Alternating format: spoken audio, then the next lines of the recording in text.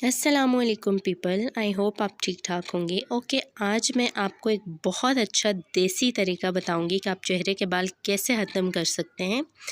तो सबसे पहले हम आएंगे कि गर्म पानी, आप नीम गर्म पानी लेंगे, उसमें नमक डालेंगे और सूती कपड़े से, कोई भी छोटा सा सूती कपड़ा आप लेंगे और उससे चेहरे पर, उसमें भिगोकर चेहरे पर मलेंगे। ठीक है, जैसे हम रब करते हैं ना कोई मास्क वगैरह लगा के, बिल्कुल वैसे ही आप चेहरे पर मलेंगे। तकरीबन 1 हफ़्ते तक आप बाकायदा इस्तेमाल करेंगे और आपको इसके रिज़ल्ट आना भी शुरू हो जाएंगे। ठीक है, आपके बाल ख़त्म होना यानी बिल्कुल कम होना स्टार्ट हो जाएंगे।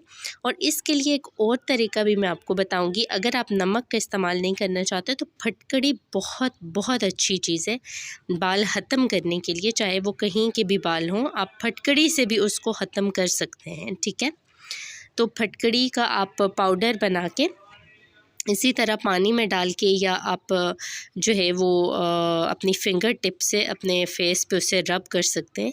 अगर आपको वीडियो अच्छी लगी हो और मज़ीद अच्छी वीडियो के लिए मेरे चैनल को सब्सक्राइब कीजिए। Thank you.